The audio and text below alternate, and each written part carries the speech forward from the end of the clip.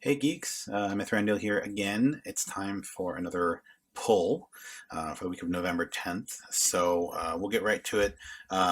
Pretty significant stack this week, so let's dive right in. First, Black Cat by McKay, issue 10.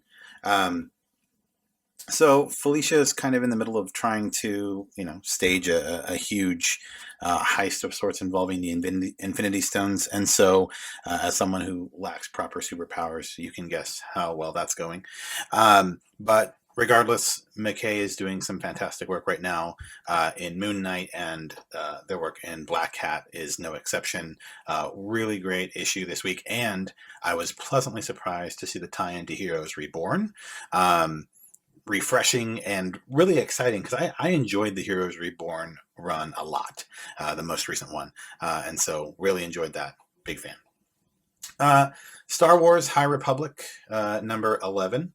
Um, eh, Pass for me, and the reason for that is I've just been losing interest in the series over the last number of issues. It seems to me like it would have been a better narrative that was told in a more contained arc. Maybe over an 8-issue run or something like that. And right now it feels like the story is progressing, but I don't necessarily care where the story is going. So for me, again, personally, it's been a pass. If you're a big fan of the Star Wars world, if you've been reading it and enjoying the characters, then you may disagree. But for me, I'm probably going to be dropping it off my pull list here pretty soon because I'm just not super interested. On the other hand, The Me You Live in the Dark, number 4 by Scotty Young. This one has gotten even more interesting, which I didn't know was possible. So, long story short, the honeymoon is over. The honeymoon is effectively over in this story, and the shift in tone is incredibly impressive. I really enjoyed what Scotty had to do this time with the narrative, and sort of it transforms from a more dark romance to proper suspense and horror, which is awesome. So I really enjoyed that. Alien, number 8. Yeah, number 8. It's been going for a while now. This one was really gruesome. Holy moly. Super dark, super gruesome. For those of you who enjoyed the more recent run, it almost feels like an epilogue of sorts. But nevertheless, it's great. Captures the proper, I think, vibe and feel of a good Aliens film. And the art style isn't necessarily for everyone.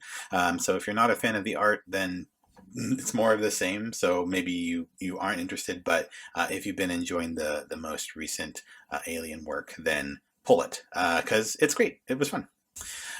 My guilty pleasure for some time now has been Avengers Tech On. Tech On Avengers. Sorry. So issue 4 came out. The first issue, I was really put off by it. I'll be totally honest. I really enjoyed Mech Strike. I felt like Tech On Avengers was like a cheap copy of that, especially with the art style and everything else. But it grew on me like a fungus, I guess. No, it grew on me. I'm really enjoying it. It's a great guilty pleasure. It's really fun. I love the art. It feels like an arcade game. Like it feels like you're properly reading through like an arcade game of some sort. And so I really enjoyed it. So I mean, pull it. It's almost done, and again, it's a fun little romp to kind of let you take a step back from some of the more serious narratives that might be happening out there, such as "What's the Furthest Place from Here?" number 1 by Image Comics. Um, so this is an interesting series. I definitely got, it's a post-apocalyptic world. There are rival bands of humans. There hasn't quite been a lot of explication yet in terms of why there is this separation between youth and adults, but there is that sort of separation in this world. So very much like a Peter Pan and the Lost Boys kind of feel.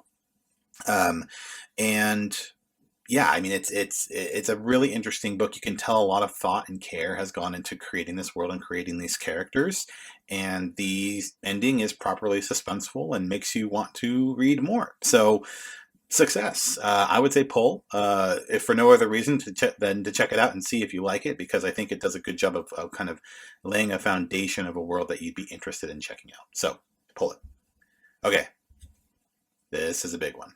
Venom #1 from Ewing. So Ewing's taking over the Venom run, and it is here. The new volume has begun, and it kicks off really dang well, gotta say. Really great action. Surprisingly, it's not as Dylan centric as you might think. So, for those of you who are jumping into the Venom series, Dylan is now Venom. He picked up the Venom symbiote from his dad after everything that happened in The King in Black. And so he is presumably going to be kind of central to this. But of course, Eddie Brock is now a god. He is the King in Black himself and kind of commands all the symbiotes throughout the universe.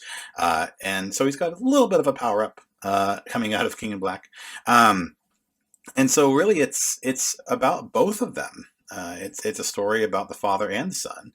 And so it'll be interesting to see how Ewing sort of balances those two things. I feel like coming off of Immortal Hulk, if anybody can do it, it's him. So I'm super optimistic about it. I love Venom. I love the narrative that Donnie had to tell along with Ryan Stigman, and I'm very optimistic about what Ewing is going to do with it. So pull it. Check it out. I'm sure there's plenty of copies at your LCS. If not, you can find them for cover value online. So definitely grab a copy, give it a read. Static 4, loving this series. The art in Static is probably among some of my favorite right now, especially when it comes to the action sequences. I mean, it's incredibly dynamic.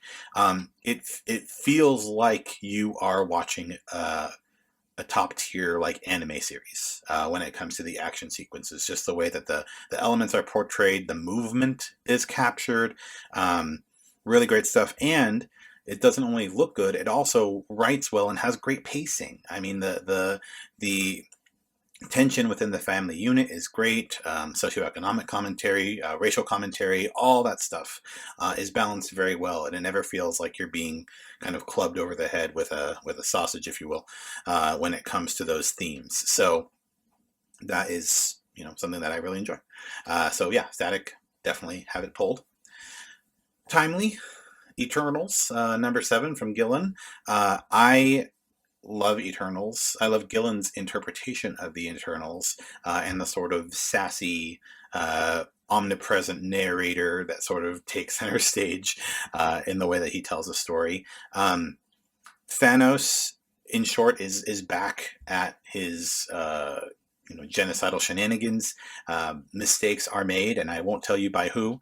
And that brings Thanos right back into the center of this picture. So I love seeing Thanos being big and bad and mean, and I love the Eternals that Gillen has put together. And the this latest issue kind of does both of those things, and it does it really well. There's a great scene in there too with Icarus.